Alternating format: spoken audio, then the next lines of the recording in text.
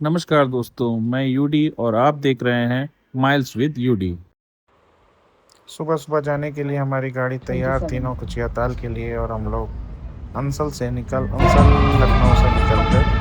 शहीद पथ के रास्ते आगे बढ़ने लगे थे। सुबह का सूरज निकलने ही वाला था और सुबह का सूरज निकलते ही हम लोग फिर से रवाना हो गए गंगा एक्सप्रेसवे की ओर।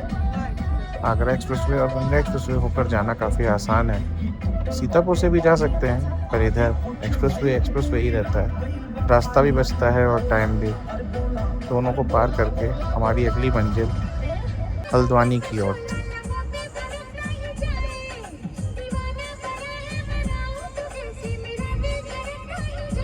और फिर वो समय आता है जब हम लोगों को पहाड़ दिखना शुरू हो जाते हैं। पहाड़ देख के मन को थोड़ी सी तसल्ली ज़रूर होती है, क्योंकि यूपी की गर्मी से पहाड़ों की तरफ जाने पर तापमान थोड़ा तो ज़रूर कम मिलेगा।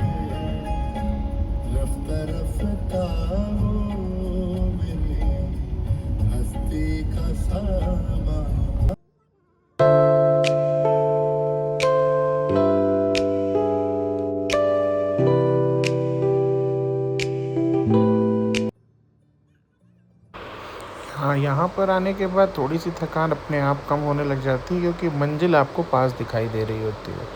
और जब मंजिल पास दिखाई तो थकान आपकी खुद ब खुद कम होने लग जाती है। मेरी सखी मंगल गौरी धरती अंबर सजी।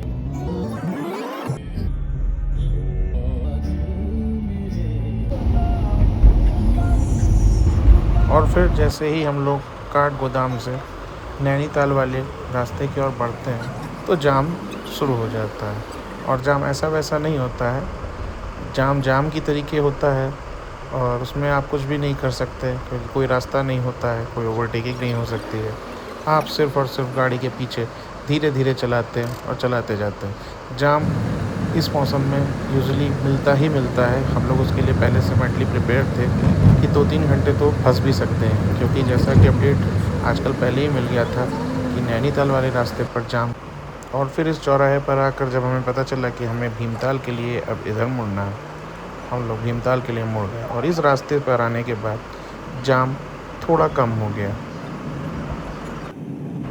तो अब थोड़ा सा हम स्पीड में चलाते हैं, गाड़ी नहीं, वीडियो को, क्योंकि वीडियो को हमने थोड़ा आगे बढ़ा दिया है।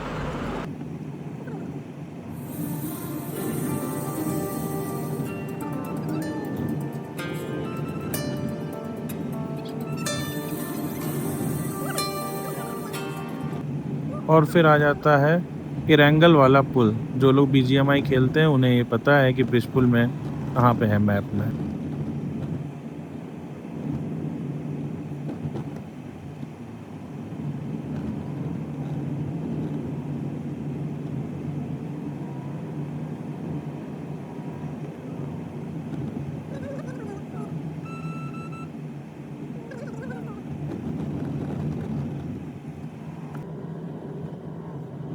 रास्ते पर आगे बढ़ ही रहे थे, फिर आ जाता है भीमताल।